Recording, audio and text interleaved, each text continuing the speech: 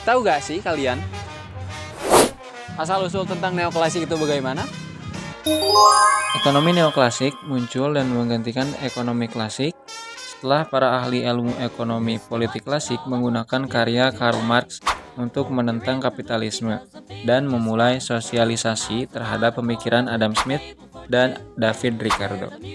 Ekonomi neoklasik mencoba menjabarkan pembentukan harga, produksi, dan distribusi pendapatan melalui aliran-aliran ekonomi di luar neoklasik, seperti ekonomi Marxisan, ekonomi pasca Keynesian, mazhab Austria, dan beberapa aliran pemikiran baru ekonomi.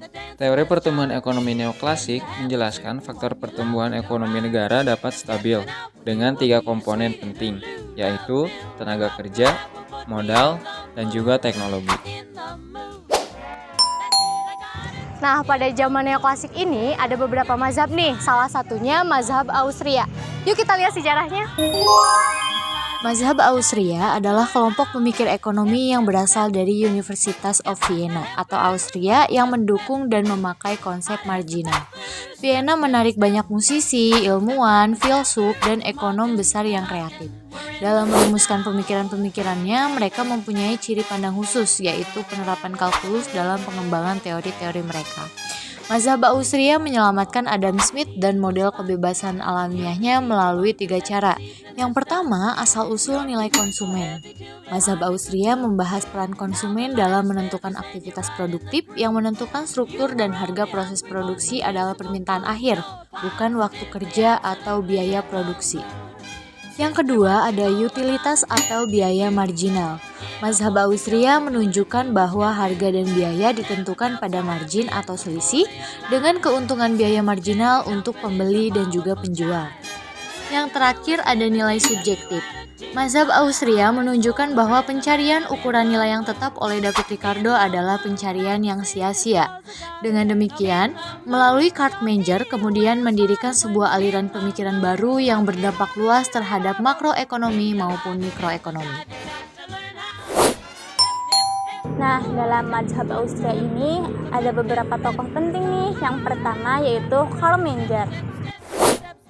Karl Menger adalah salah satu tokoh ekonomi neoklasik yang menemukan revolusi marginalis. Dia membawa revolusi marginalis di negara Austria yang merupakan negara asalnya, sehingga dianggap pembawa perubahan pada saat itu. Menger mempunyai buku karya yang cukup terkenal yaitu Grundsätze atau dalam bahasa Inggris biasa dikenal dengan The Principle of Economics pada tahun 1871. Karl Menger lahir pada tanggal 23 Februari 1840 di Neusandes dan meninggal pada tanggal 26 Februari 1921.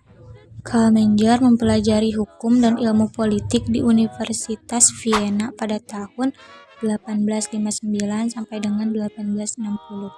Revolusi marginalis yang dibawa Menger menolak teori nilai kerja, biaya produksi objektif, dan lebih memfokuskan pada prinsip utilitas subjektif dan permintaan konsumen sebagai kunci baru ilmu ekonomi. Buku Grundsätze yang dibuat oleh Menger sangat diterima oleh masyarakat Austria. Buku tersebut dianggap sebagai pembawa perubahan kepada masyarakat Austria. Dalam bab pertamanya menjelaskan bahwa pembagian barang dibagi menjadi 3, yaitu urutan pertama, urutan kedua, dan barang urutan ketiga. Nah, untuk tokoh yang kedua yaitu ada Friedrich von Wieser. Friedrich von Wieser. Wieser lahir di Wina pada tanggal 10 Juli 1851 dan meninggal pada tanggal 22 Juli 1906. Wieser adalah anak seorang jenderal Austria. Karena itu ia mendapat nama von. Wieser adalah pencipta istilah-istilah baru dalam ilmu ekonomi. Misalnya, dia disebut-sebut sebagai pencipta istilah utilitas marginal, biaya kesempatan, atau opportunity cost, dan perencanaan ekonomi. Wieser sangat berjasa dalam mengembangkan teori utilitas Menger dengan menambahkan formulasi biaya-biaya opportunity cost. 2 karya utama Wieser yang membuatnya terkenal yaitu teori nilai kerja yang disajikan bersama dengan teori investasinya. Dalam karyanya yaitu Natural Value yang diterbitkan di Wina pada tahun 1889.